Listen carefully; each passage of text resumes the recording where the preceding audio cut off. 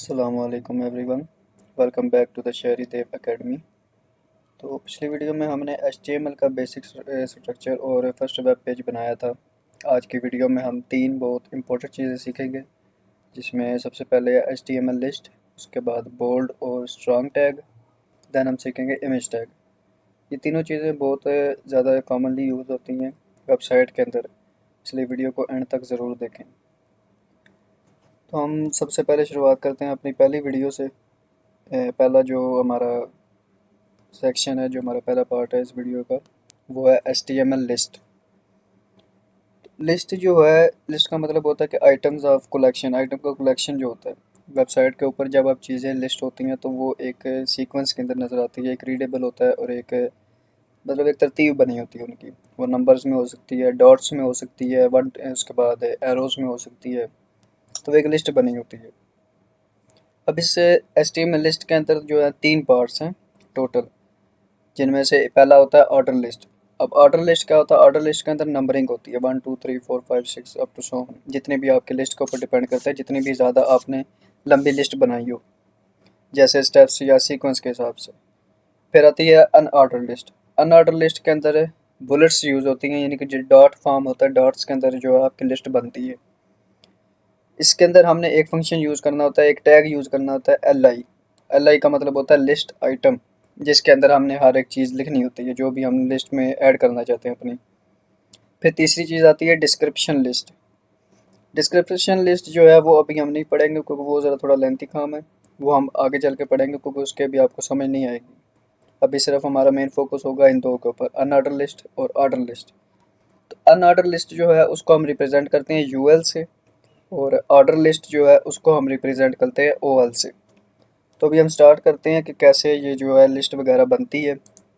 मैं ये notepad open कर लेता हूँ, इसको थोड़ा बड़ा कर देते हैं ताकि आपको क्लियर नज़र आए। सबसे पहले हमने पिछली वीडियो में देखा था टैग्स वगैरह डालने का, दोबारा बता देता हूँ। पहले टैग्स डालने हैं, शिफ्ट दबा के कामा और जो डॉट का बटन है उसको आपने प्रेस करना, तो ये टैग्स आएंगे, उनके ऊपर ये स्पेशल कैरेक्टर्स बने हुए होते हैं। फिर आपने शिफ्ट दबा के वन प्रेस करना है, नोट नोड आ जाएगा। फिर हमने लिखना है डॉक टाइप, ठीक है। फिर हम इसके अंदर लिखेंगे HTML। फिर हम लिखेंगे हेड। उसके बाद हम इसके अंदर लिखेंगे जो हमारा है टाइटल, जो हेड के अंदर आएगा। साथ ही हम टाइटल क्लोज कर देंगे, और टाइटल क्लोज करने से पहले मैं इसमें लिख देता हूँ वेब क्लास 2, हमारी दूसरी क्लास है आज की।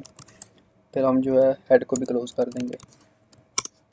फिर हमारा जो मेन चीज़ है वो आएगी बॉडी। इसके बाद हम बॉडी को भी क्लोज कर देंगे, और फिर लास्ट में, सबसे लास्ट में क्लोज होगा HTML। ये आपने याद रखना है, पहले बॉडी क्लोज होगी, उसके बाद सबसे लास्ट के अंदर HTML क्लोज होगा। तो हम पहले तो एक लिस्ट बनाते हैं। हमने लिस्ट बनाने के लिए, एक मिनट में इसमें थोड़ी स्पेस डाल देता हूँ। टैग्स के अंदर आपने स्पेस नहीं डालनी, मतलब जैसे अब ये टाइटल है, इसके अंदर आप ऐसे स्पेस नहीं डाल सकते। टैग्स के बाहर आप जितनी मर्जी स्पेस के अंदर जो मर्जी लिख सकते हैं, ठीक है। अब जितनी मैंने बहुत ज़्यादा स्पेस डाली, मैं और डाल तो कोई इशू नहीं। इतना मैं H1 की हेडिंग दे देता हूँ, H1, और H2 से अप टू सो H6 तक हमने पिछली वीडियो में पढ़ा था कि वो हेडिंग्स होती हैं। H1 क्लोज हो गया। अब इसमें हम लिख लेते हैं ऑर्डर लिस्ट, ताकि आपको पता लग जाए कि ये ऑर्डर लिस्ट का है। तो हम सबसे पहले लिखते हैं OL। ऑर्डर लिस्ट रिप्रेजेंट होता है OL से। फिर हमने साथ ही OL को क्लोज कर देना। जो भी टैग आप ओपन करेंगे उसको आपने क्लोज लाजमी करना है। तो हम इसके अंदर एक स्पेस डाल देते हैं। अब यहाँ पे मैंने लिखना है LI, जिसकी मैंने बात की है, जो एक और टैग OL के अंदर यूज़ होता है, उसको हम बोलते हैं लिस्ट आइटम। तो हमने इसको भी क्लोज करना है। ये अब जितनी आपने लिस्ट बनानी है, आपने उतने LI लाजमी लिखना है। मतलब एक मिसाल है, मैं चाहता हूँ कि मेरी लिस्ट के अंदर 3 आइटम्स हैं, ठीक है। तो मैं 3 लिस्ट बनाऊँगा, लिस्ट आइटम्स जो हैं। अभी 3 बन गए। अब आपने लिखना इनके दरमियान है, ये जो दो टैग्स हैं, जहाँ पे एक टैग ओपन हो रहा है और एक क्लोज हो रहा है, तो आपने इन दोनों के दरमियान लिखना है। जैसे item 1, यहाँ पे लिख लेते हैं item 2, और यहाँ हम लिख लेते हैं item 3। List item 1, item 2, item 3। अब मैं जब इसको सेव करूँगा, कंट्रोल एस प्रेस करूँगा तो ये डायलॉग बॉक्स ओपन होगा। तो इसमें हमने जहाँ पर भी अपना सेव करना है उसमें हम इसको सेव करेंगे, web2.html। html.html आपने लाजमी लिखना है, उसके बगैर ये फाइल जो है वो रन नहीं होगी। आपने इसको सेव कर देना है। अब हम उस फोल्डर में जाएंगे जहाँ हमने इसको सेव किया, तो ये देखें सेव हुई हुई है। अब इसके ऊपर ब्राउज़र का भी आइकन बना हुआ है जो आपका डिफ़ॉल्ट ब्राउज़र होगा। आपने इसको ओपन करना है, तो इसको बड़ा कर देता हूँ। ये देखिए अब ऑर्डर लिस्ट जो आपने H1 में लिखा था बड़ी हेडिंग में, और उसके बाद ये जो लिस्ट बन के आई है 1 2 3, अब जितनी बनाना चाहते हैं बना सकते हैं। इसी तरह हम इसके अंदर अब एडिट करते हैं थोड़ा सा नीचे। अब बेशक दो ऐसे कट्टे डालकर एक साथ, तो H1 यहाँ हम लिखते हैं अनऑर्डर लिस्ट। ठीक है, अब हम इसके अंदर लिखेंगे UL। पहले में हमने OL लिखा था क्योंकि वो ऑर्डर था, तो ये UL आएगा क्योंकि ये अनऑर्डर है। ठीक है, अब इसके दरमियान हमने लिखना है, बीच वाला ऐसा सेम रहेगा LI वाला, इसमें आपने कोई चीज़ नहीं करना। अब बेशक उसको कॉपी पेस्ट कर लें, कोई इशू नहीं।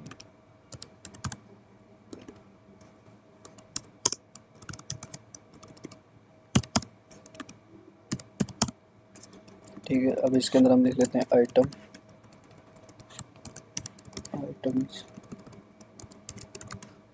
अब मैं इसको सेव करूँगा, वही ब्राउज़र आपने ओपन करना है। उसको बस अब यहाँ पे शो नहीं करेगा क्योंकि जब तक आप रिफ़्रेश नहीं करेंगे। ये रिफ़्रेश किया तो H1 वाली पहले हेडिंग आ गई अनऑर्डर लिस्ट की, फिर नीचे आ गया ये डॉट्स वाला जो हमने देखा। तो आपने याद रखना है ऑर्डर लिस्ट यानी कि OL जो यूज़ होगा वो नंबरिंग के लिए होगा 1 2 3 4 अप टू सो ऑन, और जो अनऑर्डर लिस्ट होगा वो यूज़ होगा ये डॉट्स के लिए, लिस्ट के अंदर डॉट्स डालने के लिए। तो ये जितनी मर्ज़ी आप लिस्ट बना सकते हैं, ये आपके ऊपर डिपेंड करता है। तो ये था अनऑर्डर लिस्ट और ऑर्डर लिस्ट। सेकंड चीज़ है हमारी बोल्ड एंड स्ट्रॉन्ग, ये दो टैग्स यूज़ होते हैं। बेसिकली ये क्या होता है, इसके अंदर आगे स्ट्रॉन्ग भी आ जाता है। कभी कभी हम चाहते हैं कि हमारी जो वेबसाइट के अंदर जितनी भी इंपॉर्टेंट चीज़ें हैं, यानी कि जो भी इंपॉर्टेंट टेक्स्ट है, कोई लेटर है, करैक्टर्स है, वर्ड है, उसको हम बोल्ड करना चाहते हैं, थोड़ा मोटा करना चाहते हैं, या एक स्ट्रॉन्ग बनाना चाहते हैं, जाके अगर कोई यूज़र जो है वो उसको चेक करे देखे तो उसको दूर से भी नज़र आए कि हाँ ये एक चीज़ बोल्ड हुई हुई है। तो हम इसको कैसे लिखते हैं, सबसे पहले हम लिखते हैं बी का मतलब होता है बोल्ड, फिर हमने बी को क्लोज कर देना है, सॉरी हाँ। तो इसके अंदर हमने जो भी टेक्स्ट लिखना है वो हमारा बोल्ड हो जाएगा। जैसे मैं चाहता हूँ दिस, इसके आगे मैं लिख देता हूँ is a web development class. अब मैं जैसे इसको सेव करूँगा, यहाँ से मैं इसको रिफ़्रेश करूँगा, अब ये देखें जो दिस है वो हमारा बोल्ड हुआ है और बाकी जो हिस्सा है वो नॉर्मल ही है, नॉर्मल टेक्स्ट डिफ़ॉल्ट टेक्स्ट लिख कर आया। तो यही चीज़ है। आपने स्पेस डाली थोड़ी ताकि ज़रा क्लियर नज़र आए। इसको थोड़ा और बड़ा कर लेता हूँ। दिस जो है हमारा बोल्ड हुआ है, उसके बाद इस वेब डेवलपमेंट क्लास ये नॉर्मली लिख कर आया।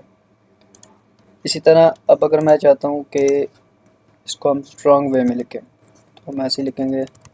अब स्ट्रॉन्ग पूरा लिख लें, फिर इसको स्ट्रॉन्ग कर दें।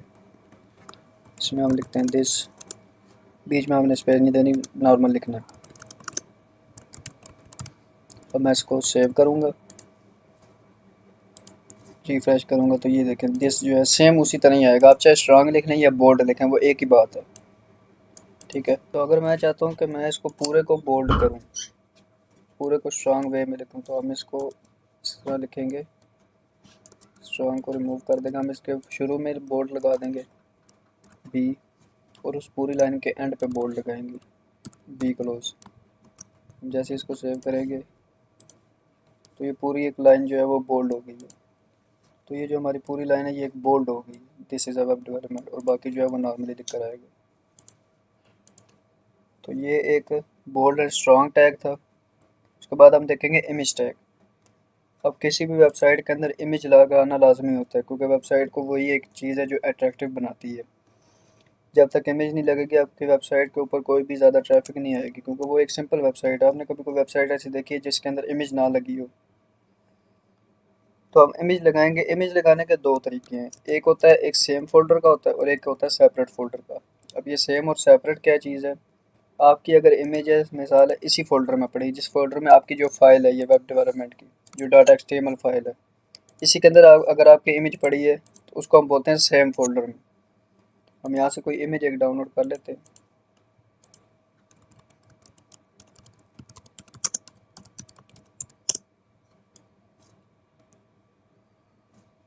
इसको हम सेव कर लेते हैं।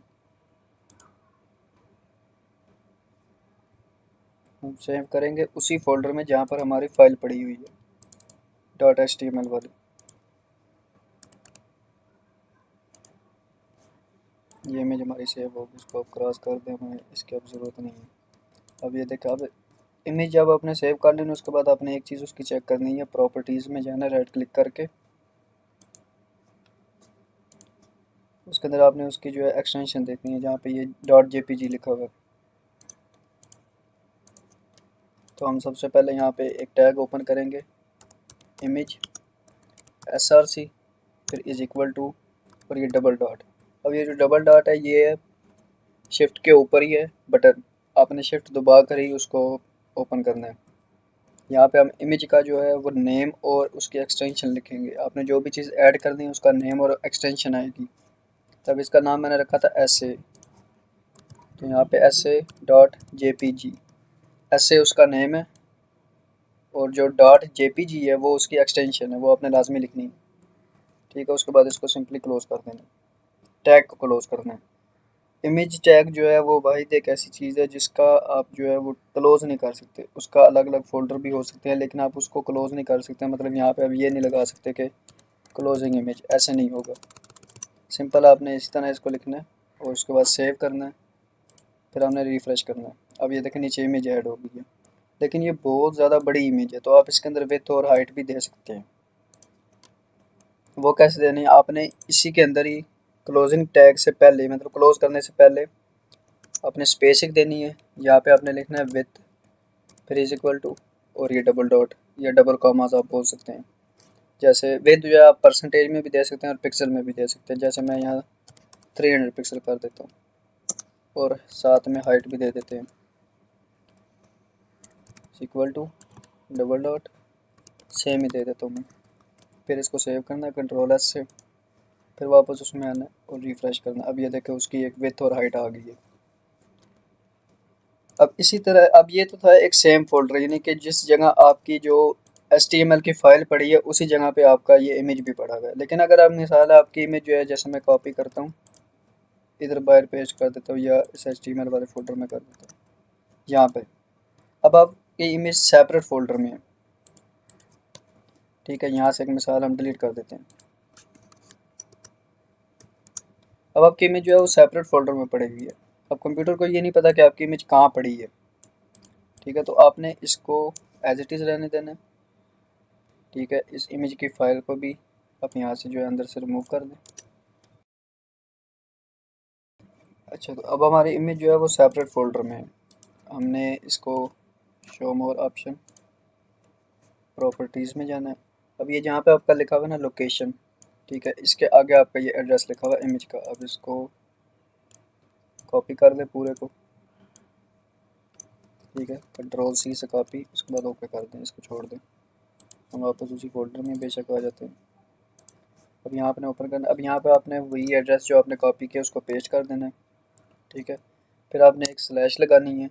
अब यहाँ पर हमने लिखना है इमेज का नाम और जेपीजी उसकी एक्सटेंशन।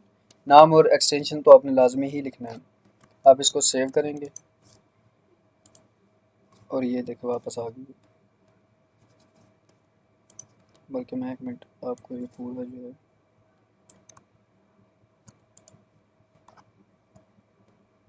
इस पूरी लाइन को मैं यहाँ से कट करके सेव करके आपको दिखा दूँ ताकि आपको समझ आ जाए। यहाँ पे अभी इमेज गायब होगी क्योंकि हमने उसमें नहीं लगाया। अब हम इसको दोबारा करेंगे सेव और ये आ गई आपकी इमेज। तो ये था order list, unordered list image.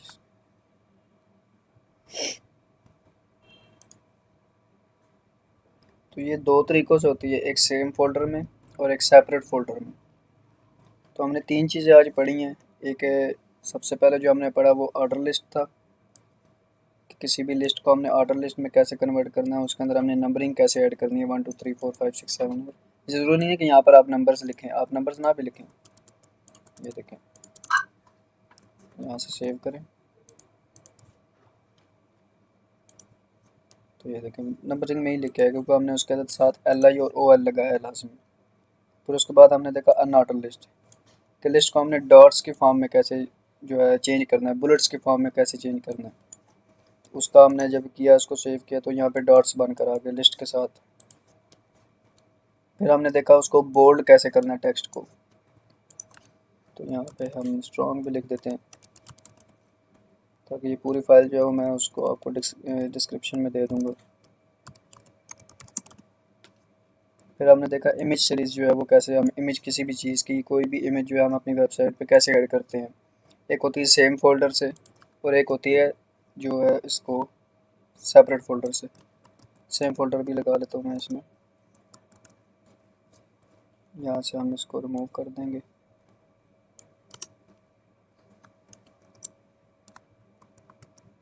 ठीक है, हम उस इमेज को भी इधर भी पेस्ट कर देते ताकि आपके पास दोनों इमेजेस शो हों।